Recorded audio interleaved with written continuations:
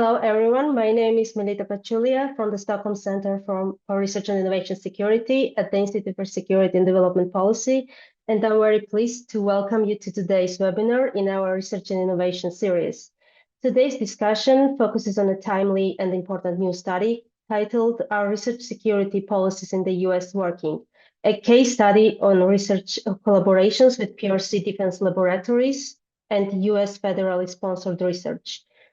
This study is authored by Jeffrey Stoff, non-resident senior research fellow at ISDP and founder and president of the Center for Research Security and Integrity.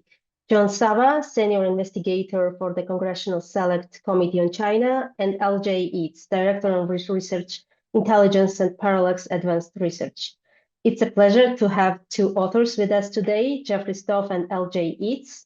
So before we begin, a brief practical note. Today's webinar is being recorded and will be available on ISDP's YouTube channel. So anyone can visit it at any time and watch. This webinar series, organized by the Stockholm Center for Research and Innovation Security, aims to foster dialogue on research and innovation security and deepen understanding on the policies and structural factors shaping security developments. So we bring together scholars and practitioners from different backgrounds for conversations. Now back to our study and briefly on why it matters. Drawing on scientific publications from 2019, 2025, the study examines U.S. research collaborations with PRC-designated national defense laboratories and quantifies associated federal funding in sensitive technology areas. Our speakers will explain the methodology and findings in greater detail. I would also like to know that this discussion builds on earlier conversations within our Research and Innovation series. We recently had the pleasure of hosting a webinar with Jeffrey Stoff and also with Anna Puglisi, International Security and Technology consultant and analyst on U.S. perspectives on research and innovation security. If you have not seen the webinar yet, I encourage you to visit our ISDP YouTube channel and you can watch it there. Now, let me briefly outline how we will proceed. First, Jeffrey Stoff will provide you a detailed introduction and also the summary of the report, highlighting the key findings, methodology, and the motivation behind the study. And then we also, L.J. Eads will add further insights particularly on the areas they focused on within the research and any additional points that deserve emphasized. We will then move into a moderated discussion, and in the final part of the webinar, we will have the audience questions. If you have a question, you can also always use the Q&A function throughout the webinar session. So thank you very much for joining us today. Jeffrey, I would like to begin with you. Could you walk us through the motivation behind this study? Why did you undertake this project? And could you highlight its key findings? The floor is yours. Sure. Thank you, Melita. Thank you for hosting this webinar. And I'd like to apologize for everybody that our other co-author colleague, John Sava, was unable to make it at the last minute. Congress, he's a staffer on a congressional committee, and, it's always kind of a wild and crazy time. So he had competing priorities today. So my apologies, but I can represent his views as well. So just kind of an overview of why did we do this study? As many of you know and have been following, the U.S. government has, for a number of years now, tried to raise awareness on the security concerns dealing with collaborations with China, and have instituted some various sets of policies and revised some research grant conditions and rules, some of which are in legislation, some of which are just policies on funding. And this has been going on for about 5 years, give or take, and maybe a little more. And we wanted to kind of see how's that been going? The universities have been engaging extensively with the U.S. government about these risks and concerns. And I think that most universities in the US understand that there are these risks and that policies need to be adjusted. So this was kind of a where are we now? Look at how are things going. And the main point behind the study is, and we didn't know where the data was going to take us, but what we wanted to do was just focus on uh, research collaborations with just a small subset of PRC institutions that are known defense laboratories, with the idea that that represents some of the highest risk, and that's a clear critical national security risk, right? It's the equivalent of working directly with the Chinese military. And so we base the assumption that working with a defense lab would represent a, a, a an unacceptable risk, or the highest level of risk, and that is not a controversial concept. The Chinese research ecosystem has a whole lot of universities and labs and state-owned enterprises that conduct research, and with varying levels of support to defense. It is complex, it is vast, it is hard to understand and get our head around the size of it, and what players and organizations represent the most risk. So we said, well, let's just start with the most obvious, the ones that are either PLA, the military, or labs that support it directly, that the Chinese government themselves say, yeah, this is a defense laboratory. So that was why we limited it, partially from a scope, but also just to say this should not be a controversial thing to say that these laboratories represent a very, very high national security risk. So that is why we looked at that. And unfortunately, what we found is basically collaborations have continued really unabated. And we surmise that one of the main reasons for this is because most of the research security policies that the US government has put forth so far are mostly recommendations and awareness, and there aren't really, other than a NASA restriction, and there are a little bit now, just not even a year, some restrictions from the Department of Defense. But other than that, there's really no actual restrictions on federal funding. And as a result, universities can choose to ignore recommendations or these risks. They don't have to. It doesn't affect them receiving federal funding. And that was particularly the case with National Science Foundation. As you may have seen, the majority of the funding that we looked at, that went to research institutions in the US that collaborate with these Chinese defense labs, most of that came from National Science Foundation funding. Not all of it, but a lot of it. And that also was an interesting finding because it shows you that NSF is really focused more on basic and fundamental research at earlier stages, the whole gamut of STEM research in general. And it just shows you now that so much of the STEM research that agencies like NSF fund are dual use, and that China is very interested in identifying or diverting towards defense applications. And therefore, we cannot focus only on defense related research funding programs or projects. We really need to understand all science and engineering research and what is going on and who we partner with. And so those were kind of the key findings. And basically, as a result, we recommend that the current status of the policies of really providing guidelines and recommendations for understanding risk have not worked in the US. That there actually needs to be similar to, for example, what Canada has, where if you're going to receive federal funding, taxpayer money, there needs to be more restrictions on what you can do with that money. We are not advocating or saying that everything needs to be cut off, but if we're involving federal research investments, at minimum, we need to start there.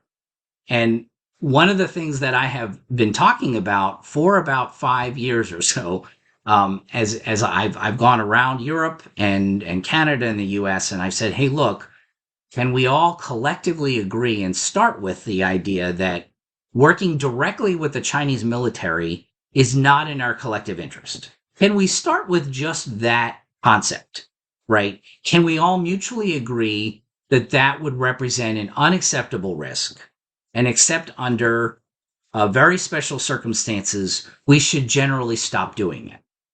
And what the study has shown, unfortunately, as at least in the United States, that is still not. We're not in agreement in that concept. And the last thing I'll mention, and I'll turn it over to LJ for kind of some more of the details. LJ did a lot of the data crunching, which helped out tremendously. But one of the challenges is, while we were focusing obviously on the national security risks, there's a lot of transparency concerns. There's a lot of problems, and it took a lot of work. Almost all of the defense laboratories that we identified don't say in English that they're a defense laboratory. They just say that they're a state key lab or a national laboratory or a national key lab. And they do this on purpose. And the ecosystem, the state laboratory ecosystem in China is currently changing and reforming, and they're moving more towards merging everything into just this general state key lab, and they're going to even be less transparent in the future. And we're already seeing that happen about a lab that is really a defense lab, but they're not going to say it is. And so when they collaborate around the world, they pretend like they're just an academic institution and a laboratory attached to an academic institution, but they are in fact officially designated and mandated by the PRC government to conduct defense research for the military and defense industry. And that's going to be a bigger challenge moving forward in terms of understanding who your partner is and doing the due diligence, because China is not being transparent about it. They are hiding it. And it took a fair amount of effort sometimes to peel back and know and understand, no, wait a minute, this is actually a defense lab, and here's why. So I'll turn it over to LJ for a few added thoughts. Thank you, Jeff. So based on that conversation, what you're just saying, I think we spent a lot of time looking at even defining what a defense lab was, because sometimes I would come to Jeff and say, hey, what about this Ministry of Education Series B defense lab, where it might be considered a defense lab within the PRC? It's not potentially directly under the PLA. And then there's other cases where there's potentially provincial or corporate type sponsored state key labs that are defense tied or co-administered by a Chinese military company. And those didn't qualify for our criteria of defining a specific defense key lab. So I just wanted to kind of caveat that. We spent a lot of time and we're very critical in defining what these defense labs were. A large part of the effort through identifying all these publications, one, we had to identify all the publications that were, one, not, specifically involved in these defense labs. That was a challenge because a lot of these use AKA names or, alternate names. To Jeff's point, they don't typically say defense in their English name. So we had to identify the various AKA names or pseudonym names for these specific laboratories and identify all those various publications, which took several months just accumulating those publications. And then sometimes we would find another lab that we potentially missed and then add that and do that same cycle through the publications, which kind of, I wouldn't say delayed our publication, but we spent months on that effort. The second part of the effort was identifying those subset of publications, which ones had U.S. government funding tied to them. And that was a process of going through each paper's acknowledgement statements, funding acknowledgement statements, and identifying how they identified the US government funding. And a lot of these cases, you would see US government data sources acknowledged, but maybe not, and with US co-authors, but maybe not specifically identifying that funding was a part of this research or a part of this effort. So we identified all of those specifically targeting that they leverage US government funding, so that the US co-authors, US authors leveraged US government funding. And then through that subset, we bucketed them into the different funding agencies. So National Science Foundation, Department of Energy, US Air Force, Navy, Army, DARPA in some cases, and other alternate defense funding agencies as well. NIH was another one. So bucketing all these, and part of that process was very intensive of, we accumulated the award numbers from the grants and contracts, but then we wanted to then identify what are these grants and contracts actually being leveraged for? What was the intention of the funding agencies in funding this actual research? Because you can see from the publications that a lot of this research, yes, it's basic, fundamental, but it's very complex. In some cases, you don't even know. I mean, unless you're you have your PhD in studying, cancer cells, you might not even know what this research is about.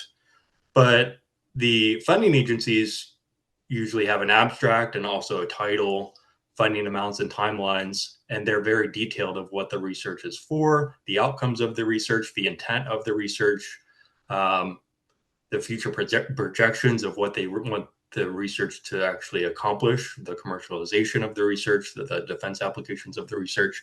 So we spent a lot of time after that, when, again, identifying all those funding numbers, award numbers, and then going through, in the United States, we call it USA spending. It's basically all the receipts of the grants and contracts for these awards, any US government funding. It's the receipts and the detailed information of that I was getting to. Aggregating all of that, it was a lot. I actually, my background's computer science, so I could write code to work on the back end server of USA Spending, their API, and go through all these award numbers and aggregate it into these buckets. But then still, USA Spending's not perfect. Their server's not perfect. So a lot of that took manual review and articulation and data inputs to make sure it was accurate and represented the contracts appropriately. But from that, we really got a sense of what the intentions were on the US government side, which was very important, because in some cases, the National Science Foundation, as an example, their priority goal isn't defense research like it would be for the Department of Defense. So, and then the Department of Defense, obviously they have probably some commercial goals, but I guess in layman's terms, their main priority is defense research. They're supporting research for the warfighter, for weapons development. So that was critical as well. So what I then did and worked on was looking through these examples of the publications and correlating them with the intentions of the research and telling stories. There's a section B in our report that goes through different examples of, hey, here's the research, here's what the research was about, here's the co-authors, here's the defense lab, here's the US funded researcher and about that US funded researcher. And then here's what the research was actually about from a funding agency perspective. And here's the intentions of that research from a funding agency perspective. So as an example, one of the case studies, the researcher was an expert in developing EMP weapons, electromagnetic pulse weapons. He's a director of a congressionally funded, mandated effort around developing pulse weapons, EMP weapons, directed energy weapons. And the defense lab was tied to electromagnetic weapons as well. So we have that part of the story. But the second part of the story was that the funding was tied to EMP weapons, electromagnetic pulse weapons development.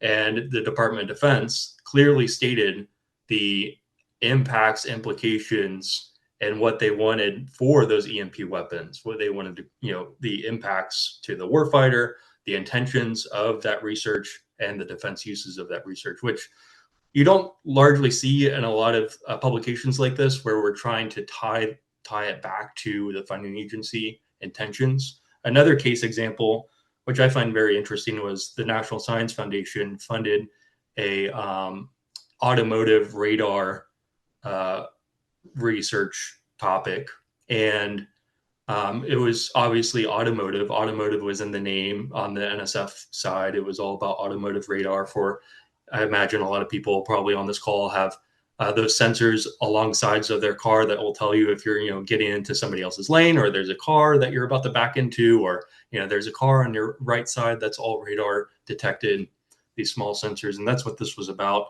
But on the PRC side, we looked into their funding, and their funding acknowledged that this was about spoofing radar. The specific terms that they were using was about missiles and aircraft will like to mimic other aircraft or other sensors to basically deny targeting of their missiles or of their aircraft. So on the PRC side, their funding was about the weapons related applications of this radar technology. So spoofing radars. It wasn't automotive related at all. It was about missiles and aircraft and the spoofing of their radars. Another case example related to Department of Defense funding, clearly in the publications names and the names of the publications, it was about explosives. They're called secondary explosives. Secondary explosives are explosives that can sustain, or the materials of explosives that can maintain super high heat.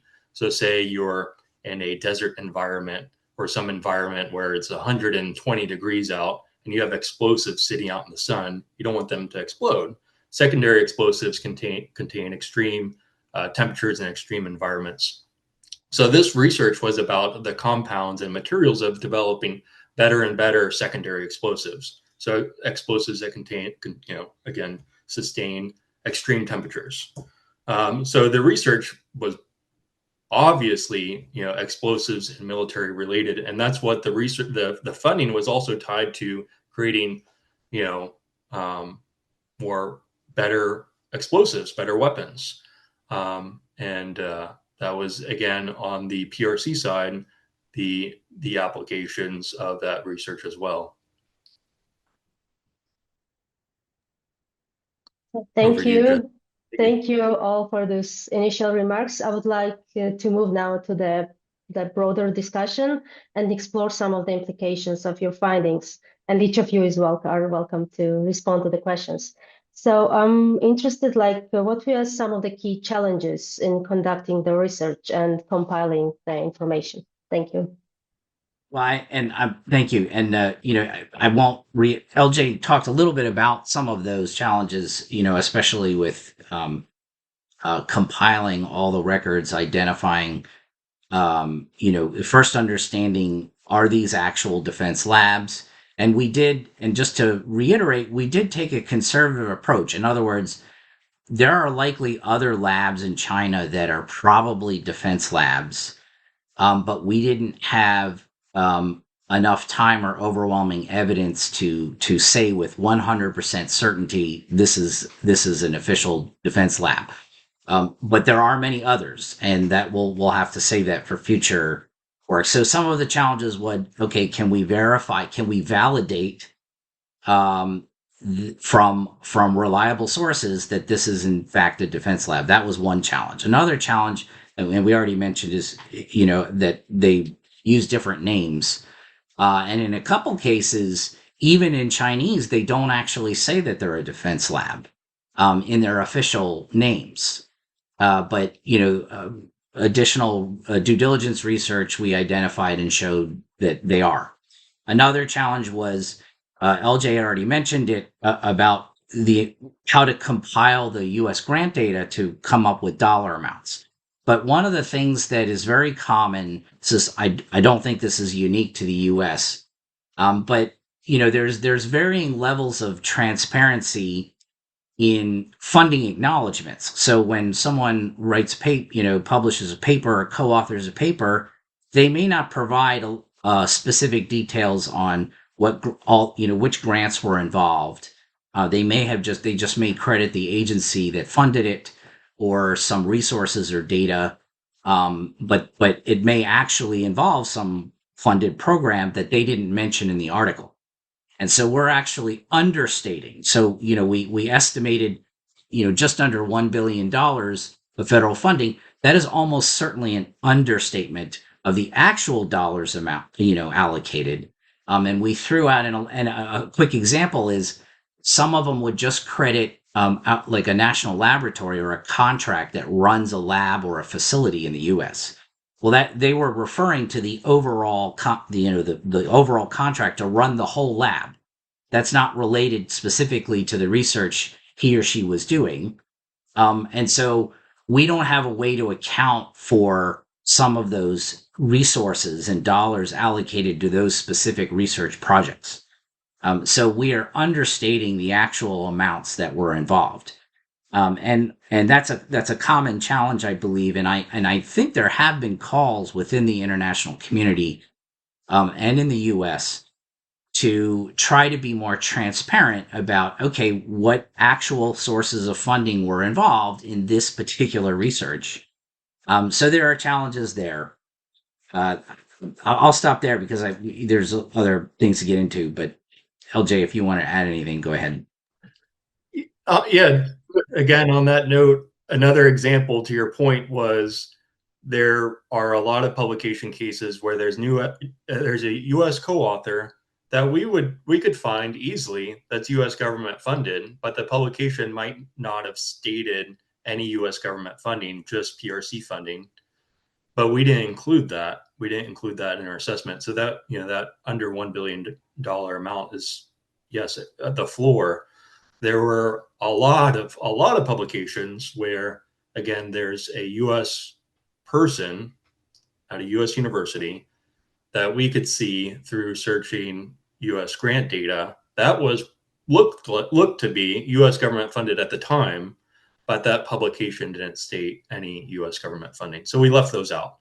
And you could probably do a whole report on just that scenario and tying back to those individuals being U.S. government funded at the time, and that research being very much related to what they're doing with the PRC defense labs in some cases.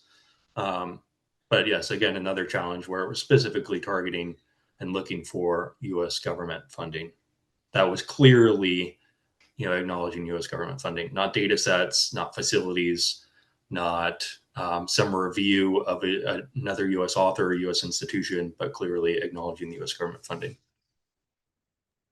Thank you very much.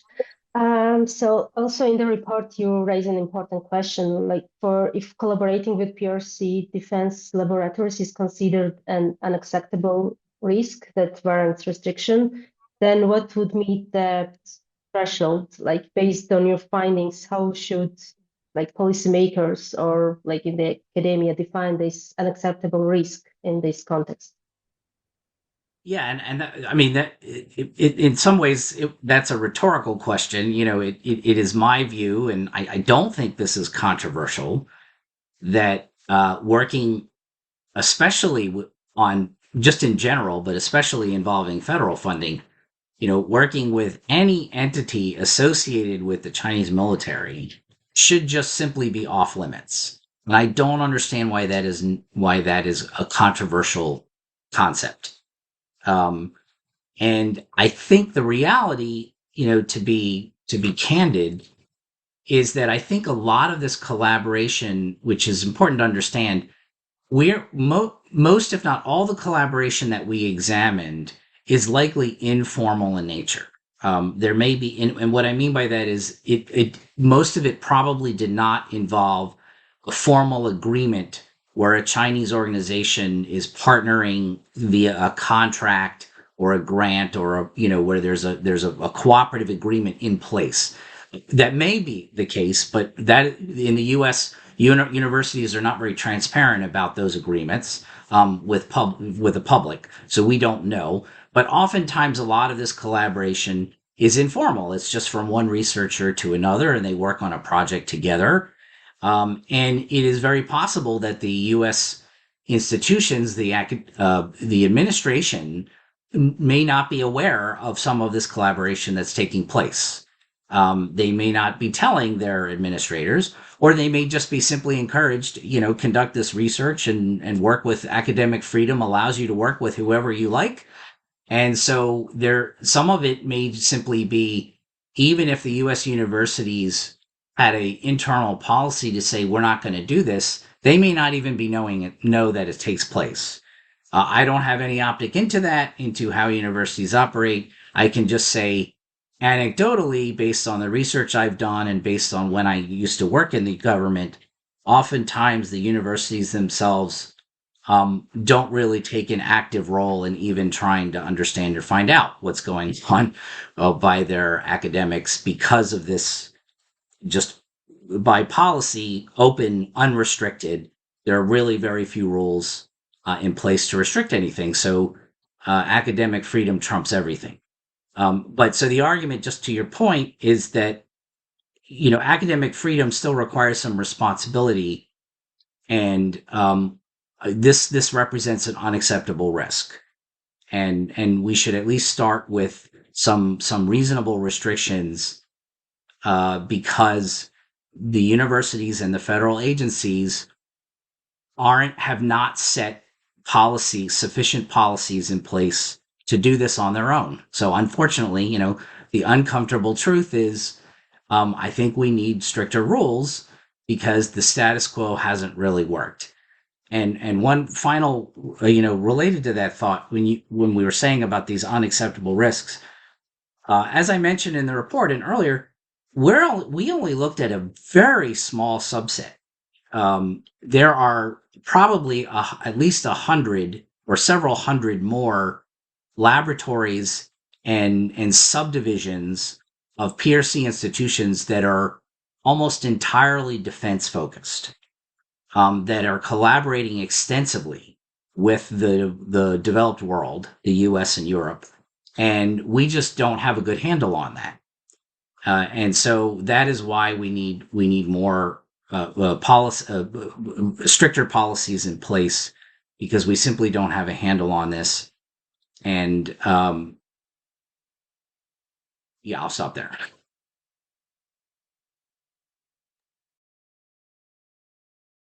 Jade, would you like to add? Just to, on Jeff's point about the defense labs, there again we have different lists here within the United States. We have the 1260H list of Chinese military companies operating in the United States, and we have the 1286 list. If you just look at the 1286 list, which are defined by the Department of Defense of academic institutions of concern, there's only a small subset of PRC defense labs actually on that list. I don't exactly know why there's only a small subset. Is it because the Department of Defense, the Pentagon, hasn't gone into a formal review of all PRC defense labs? But I guess there's a lot of work to be done in this space. And in some ways, the US government has identified some of these entities, some of these labs, whether they're mentioned on the US entity list for export control issues or on the 1286 list of academic institutions of concern. But again, it's a very small percentage that have actually been identified. And again, I don't know the clear answer of why. The U.S. government's only taken a small look at this and not a complete look, because it's not impossible to do. We did it, and just a couple of us, and there's a huge research security workforce across the U.S. government that this could be done. It's just a matter of, do they want it to be done? Do they want to continue to add these entities on the various lists? And also the laboratory infrastructure, the centers, the U.S. or sorry, the PRC laboratory infrastructure, it's clearly defined. It's not, it's a bit complex in terms of who's funding what from a provincial side or corporate side or Ministry of Education side or PLA side. That's complex, but it's well defined in a way that if the U.S. government wanted to take a look and clearly defining, prohibited risks of, to our point, not engaging with PRC defense labs. That could be done if, the U.S. government said, "Hey, okay, we want to make it okay and clearly identify that it's okay to collaborate with Ministry of Education laboratories." Like, that's defined. They have websites. The PRC has websites of identifying these laboratories, and that's clear as day. Again, I think it's back to, does the U.S. government want to continue to collaborate with PRC defense labs? I haven't seen that that question answered yet. Thank you. Your findings suggest that federal funding agencies and academic institutions have not fully achieved the safeguards envisioned under National Security Presidential Memorandum 33. Could you elaborate on your recommendations for improving them? Should the focus be on enforcement, transparency, which you also mentioned before, and entity restrictions or institutional accountability, or all of them? Yeah, that's that's kind of the whole point of why we did this study. Yeah, so basically, our take is that there are so many structural challenges in the way research security policies and programs have been put in place. NSPM 33 is just one example of one of these policies, and the core one of the core challenges and problems is that every government agency that funds research has its own set of policies and rules on terms of how much security due diligence is being done. And to be frank, I don't think very little of it is being done. And in some agencies like NIH and NSF and some of the non-defense agriculture, their mandate was never about evaluating when they allocate grants. Their mission space is not, let's determine national security concerns or risks when you fund basic science or health. That's just simply not the remit of these agencies. And so as a result, you have all these piecemeal approaches that vary, and it's even worse than that. Even within the Department of Defense, different agencies and services, the Navy may have one standard for assessing and understanding risk, and the Air Force has a different one. And so this has created just, a lot of challenges, for universities to figure out, but also there's no consistent standard or policy in the U.S. government. And so basically what we're saying is a better approach is let's centralize the whole thing. Let's create a government entity. I don't really have a strong view or opinion on where it belongs, but let's have one central entity when we're talking about fundamental research, that all funding, all grants, applications, risk assessments, due diligence, mitigation recommendations, everything would be centralized for all federal funding.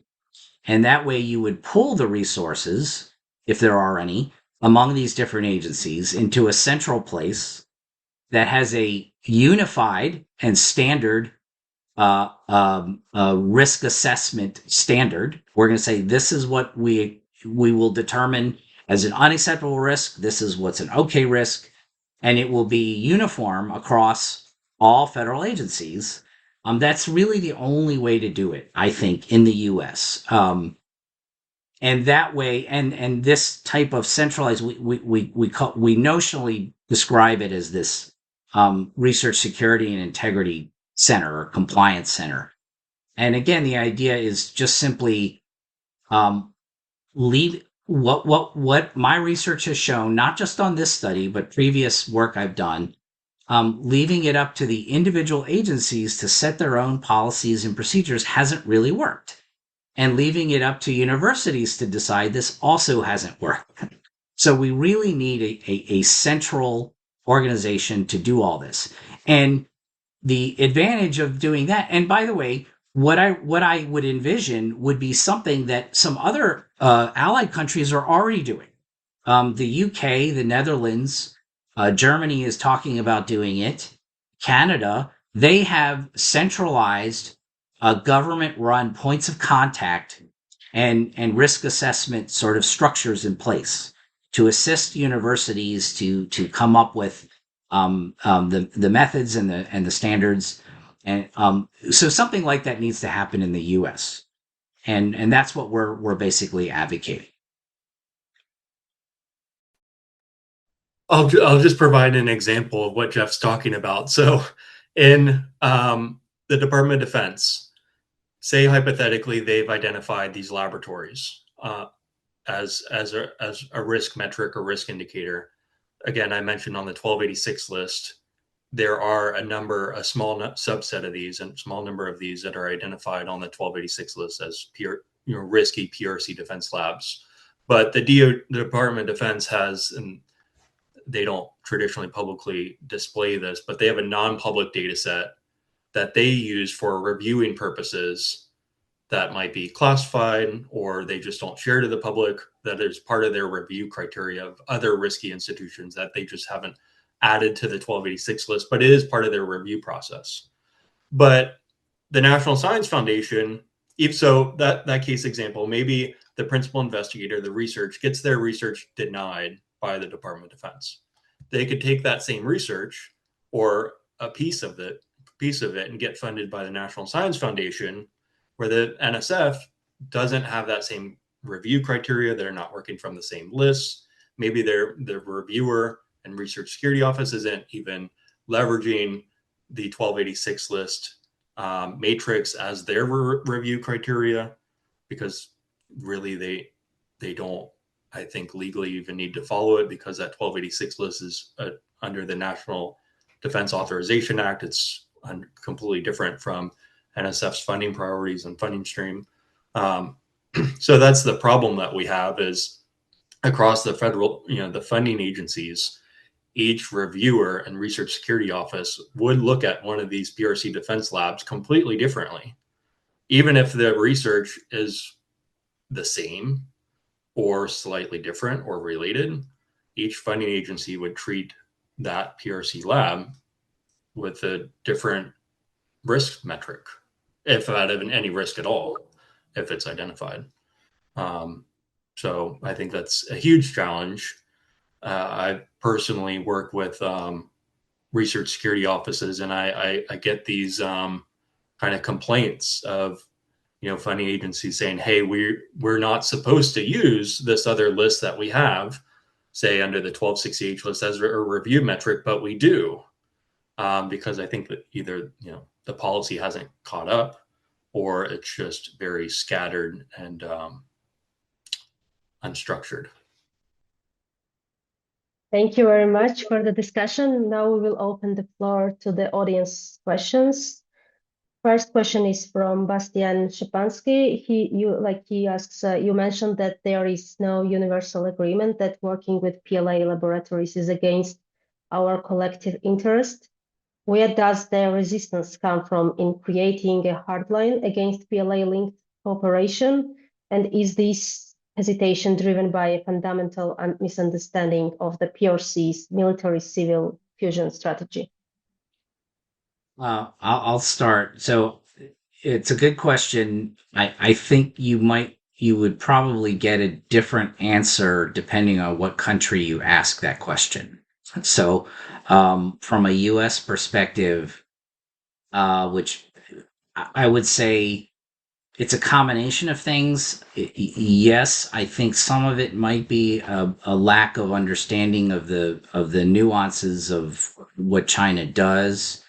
And there's a lot of, and I've testified to Congress about, there's a lot of reasons for that. There's a lack of knowledge in the U.S. about how China's research ecosystem works. There's not enough scholarship on that. There's a lack of a baseline understanding. Universities don't have the resources and the know-how generally to do the robust due diligence that we do, that LJ and I did and John did for this paper.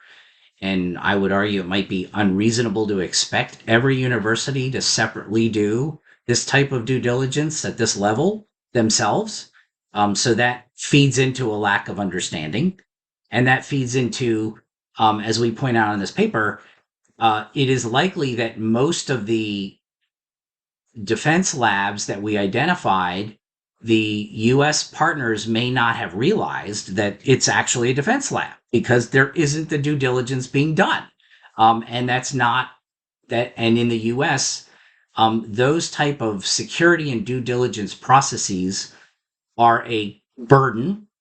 They're a cost, right? Security is a cost, right? And universities are honestly not incentivized to do that robust sort of due diligence, even if they had the ability to, because going back to the core reason, there aren't really rules preventing it. They're not. So if they don't, if they can still receive federal funding because there are no rules prohibiting it, then why would they go through all this trouble in the first place? They're not going to. And so I don't know if it's simply a resistance to working with the PLA. I think it's just not knowing that they're doing it, and to be honest, not really caring that much whether it's happening, because if it's not illegal and it doesn't violate a grant term or condition, why should they bother if I'm an academic institution? And that's unfortunately the reality. In other countries, I think my engagements with Canada and some European countries, I don't think they view that the same way. I think they do, in some of these countries, they do more generally understand and say, yeah, we really don't want to work with the PLA. Like, that's a baseline. We accept that. We have our freedom to do so, but we shouldn't. And let's make efforts to not. And we're not there that yet in the US. And unfortunately, I think it's going to require, more top-down sort of rules put in place. Right. So we don't have a goal line of clearly identifying, are we going to benefit or work with our countries of concern by, defined by the State Department, or adversaries defined by the Department of Defense. I use this example a lot. I think most people I don't know if they don't think about this, but across all of our lists, and we have tons of lists here in the United States across every agency, Treasury, Trade, Department of Defense, and Bureau of Industry and Security. We have all these different types of lists. Across all of those lists, we identify institutions, companies, academic institutions, laboratories, even foundations, funds, ETF funds. But like foreign militaries aren't on any list. Like the PLA, clearly defined, is not on a list. We have Chinese military companies on lists, but we don't have the PLA on a list. We have defense labs on some lists. To Jeff's point, we don't have that goal line identified by the U.S. government to say yes or no. Are we okay or not okay benefiting or promoting or co-funding adversary militaries? So I think once we figure that out and answer that question, and I don't know if I'm hopeful that we can answer that. It sounds like a simple question. Then it would, I think we could work towards better solutions. Thank you. Now the question from Matt Penn. You mentioned that leaving research security policy decisions and due diligence up to individual universities and government funding agencies has largely failed. In your opinion, what does a more centralized approach look like? Well, like I said before, and I kind of spell out, if you can get through the 80 pages of the report, at the end there's a kind of a list of kind of a lines of effort that we propose a nationalized center to take on. And I think that would answer a lot of the questions, in that I don't know where a centralized entity should reside, like what agency should run it. I don't have a strong opinion on that, but some of the key functions are the purpose of creating a centralized entity is to undertake the things that LJ and I said that the U.S. government has not done to date. Robust research and due diligence on these entities, coming up with standardized lists and saying all of the following entities we are going to say will require more restrictions on funding, consolidating existing lists that, like LJ has mentioned, the Treasury has their own list, Department of Commerce has their own list, Department of Defense has their own list. So it would basically centralize all of these processes and due diligence, but also set standards. And equally important, and this is where I have been very vocal for many years about there's just simply a lack of resources being put on building up a knowledge base, identifying all of these organizations and subdivisions that represent very high risks. And instead of asking universities or even individual funding agencies to do this themselves, there should be one entity that does that. And that would also be a very useful resource for the entire world. There are, piecemeal places that have done some of this. Many of you know ASPE and their defense tracker and what they've done. They've compiled this. The U.S. Air Force has done some good work on some defense labs. But that's really about it in terms of, we need a much more robust knowledge infrastructure that's put in place that would be a resource both internally for the government, but also for research institutions around the world. Hey, here are these entities that we found, and you would have to routinely update them and monitor and make sure, and see what they're doing. And that would be part of the process. And so it's important to understand that when I talk about a centralized entity, I'm not just talking about compliance on grant rules. I'm also talking about a knowledge infrastructure and a standard setter and training that you can provide to universities, you can provide to federal agencies, and equally important, and this is a mission of my nonprofit, work with our foreign allies and partners in helping building up this knowledge base and providing maybe joint training, and combining the resources and partnering with, for example, the Dutch National Point of Contact or the British Research Collaboration Advice Team or the Canadian team that does this and work together on this stuff. That's how we're going to solve this.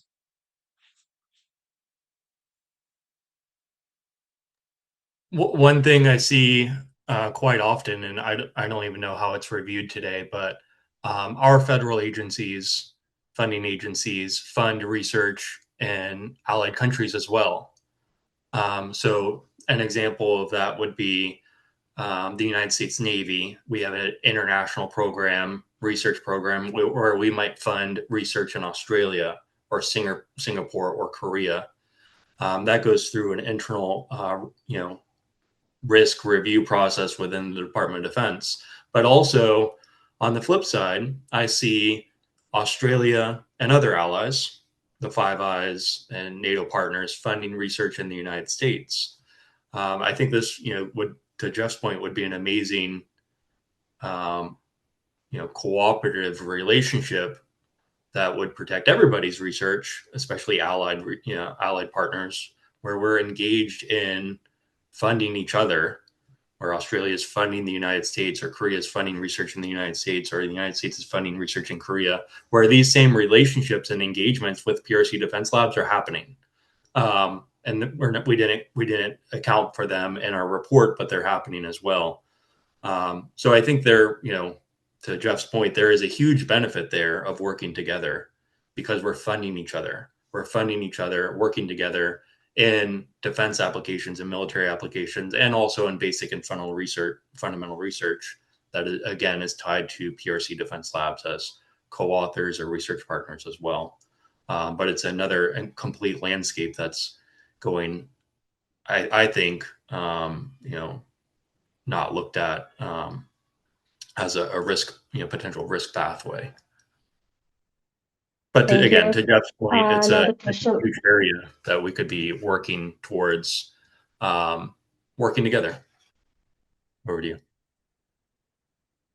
Yeah, thanks. Matilde Huart asks, like you mentioned that some collaborations were not notified to any institutions in the past. How could new policies restrict informal collaborations between researchers? So in my opinion, there's a responsibility that so first of all, we were talking only about federal funding, right? So, if the research institution was receiving government research dollars, there needs to be these restrictions that we talked about. So how is that monitored and enforced? The first thing is that the universities, if they're receiving taxpayer money, they have a responsibility to know what their researchers are doing and who they're partnering with. So there may be some internal administrative and compliance things that they need to step up and understand and know. Their faculty, the faculty have a responsibility to report all of their activities and engagements and what they're doing, especially with, the PRC, for example, so that the universities can then be in compliance with these rules. So the responsibility goes not just on the government setting better policies, but the universities have to be much more actively aware and engage with their faculty on what their faculty is doing. And if their faculty are not being honest, I'm not saying that that's happening. Anecdotally, I know that sometimes happens. But if they're not being transparent about their activities, then there should be more, consequences to that. So that's how I would handle that.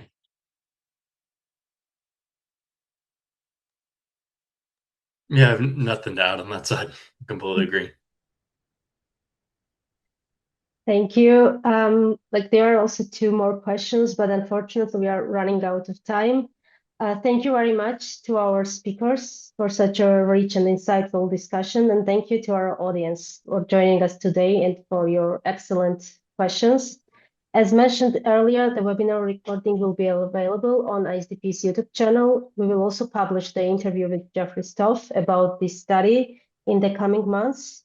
And we are also looking forward to welcoming you to our upcoming Research and Innovation Series events. On March 17, we will host a webinar on Estonia's cybersecurity and digital resilience experience, followed by a discussion on UK perspectives on research and innovation security on March 31st. And please keep an eye on the ISDP website and our social media channels for announcements and registration details. And thank you again for being part of this conversation, and we hope to see you at our next events. Have a wonderful rest of the day. Thank you. Take care. Thank you. Bye.